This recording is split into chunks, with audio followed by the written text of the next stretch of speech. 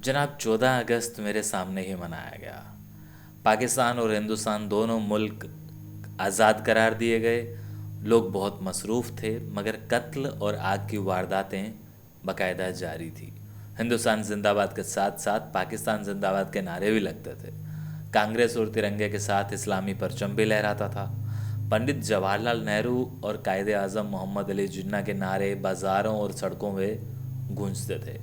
समझ में नहीं आता था कि हिंदुस्तान अपना वतन है या पाकिस्तान, और वो लहू किसका है जो हर रोज़ इतनी बेदर्दी से बहाया जा रहा है। वो हड्डियाँ कहाँ जलाई या दफनाई जाएंगी जिन पर से मज़हब का गोश्त, पोस्त, चीलें और गिद्ध नोच नोच कर खा गए थे। अब कि हम आज़ाद हुए, हमारा मुल्क कौन होगा? जब ग़ुलाम थे तो आज़ादी का तसव्वुर कर सकते थे, अब आज़ाद हुए तो ग़ुलामी का तसव्वुर क्या होगा? लेकिन सवाल ये है कि हम आज़ाद हुए भी हैं या नहीं। आप कहेंगे कि केशव क्या सुना रहा है? केशव मंटो का लिखा हुआ, मंटो की किताब में छपा हुआ वो खत पढ़ रहा है जो शाम ने भेजा था। हिंदू और मुसलमान धड़ाधड़ मर रहे थे, कैसे मर रहे थे, क्यों मर रहे थे, इन सवालों के मुख्तलिफ जवाब थे। हिंदुस्तान जवाब, पाकिस्तान जवाब, अंग्रेज़ी जवाब, हर सवाल का जवाब मौजूद था।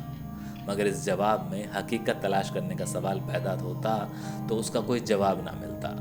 कोई कहता उसे गदर के खंडरात में तलाश करो, तो कोई कहता कि उसे ईस्ट इंडिया कंपनी की हुकूमत में तलाश करो। कोई और पीछे हटकर उसे मुगलिया ख़ानदान की तारीख में टटोलने के लिए कहता, तो सब पीछे ही पीछे हटते जाते थे और कातिल और सफ़ाक बराबर आगे बढ़ते जा रहे थे और लहू और लोहे की ऐसी तारीख लिख रहे थे जिसका जवाबी तारीख आलम में कहीं पे भी नहीं मिलता था। अब इस ख़त में कुछ ऐसे लफ्ज़ भी आएंगे जो शायद पढ़ते हुए मेरे सर से निकल जाएंगे, लेकिन पढ़ना इसीलिए ज़रूरी है क्योंकि ये मंटो का खत है, शाम वाला। हिंदुस्तान आज़ाद हो गया था, पाकिस्तान आलम वजूद में आते ही आज़ाद हो गया था, लेकिन इंसान इन दोनों ममलकतों में ग़ुलाम था। तासुब का ग़ुलाम, मजहबी जुनून का ग़ुलाम, हैवानियत व बर्बियत का ग़ुलाम। मैंने बॉम्बे टॉकीज जाना छोड़ दिया।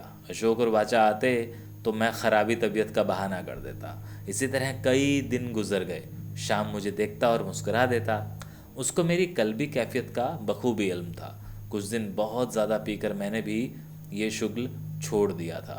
सारा दिन गुम सुम सोफे पर लेटा रहता था।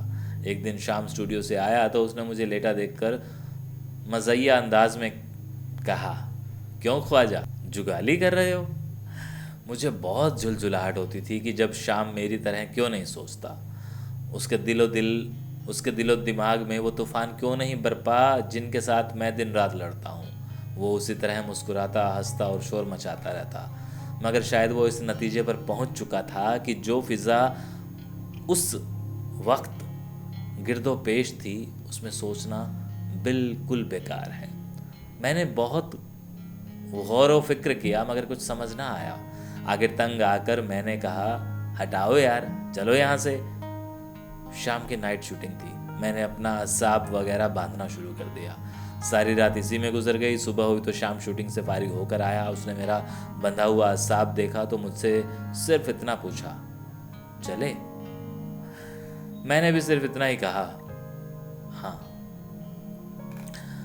उसके बाद मेरे और उसके दरमियान हिजरत के मुतल्लिक कोई बात ना हुई। बाकायदा सामान रखवाने में उसने मेरा हाथ बटाया।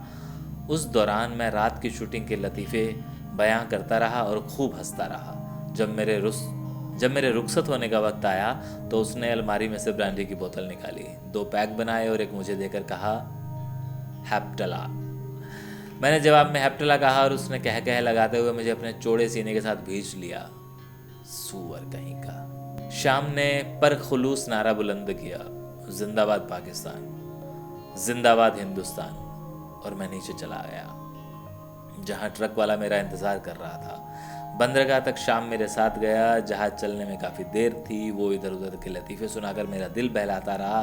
जब वस्ल हुआ तो उसने मुझे हैप्टला कहकर मेरा हाथ दबाया और गैंगवे से नीचे उतर गया। मुड़कर उसने मेरी तरफ ना देखा और मजबूत कदम उठाता हुआ बंदरगाह के बाहर चला गया। मैंने लाहौर पहुंचकर उसको ख़त लिखा। 19:48 को उसका जवाब आया। यहाँ तुम्हें सब लोग बहुत याद करते हैं, तुम्हारी गैर मौजूदगी महसूस करते हैं, जो तुम बड़ी फराख दिली से उन पर ज़ाये करते थे। चाचा अभी तक इस पर मुसिर हैं कि तुम कन्नी कतरा गए। अब की दफ़ा उनको इतला दिए बगैर पाकिस्तान भागकर मत जाना। अजीब मुतनाकिज़ बात है कि जो बॉम्बे टॉकीज़ में मुसलमानों के दाखिले की मुखालफत में सबसे आगे था, सबसे पहला आदमी था जो पाकिस्तान भाग कर चला गया। खुद को अपने नज़रिए का शहीद बनाते हुए ये चाचा का अपना नज़रिया है। मुझे उम्मीद है कि तुमने उसको ख़त ज़रूर लिखा होगा। अगर नहीं लिखा तो फ़ौरन लिखो, कम से कम शराफत का यही तकाजा है। तुम्हारा श्याम।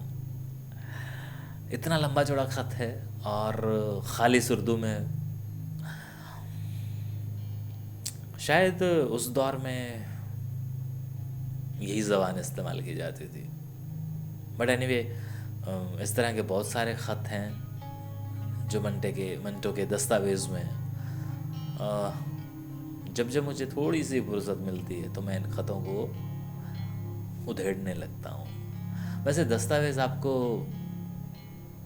पढ़ने पे अगर मजबूर करता है तो आप उसे ख़रीद लीजिए ना।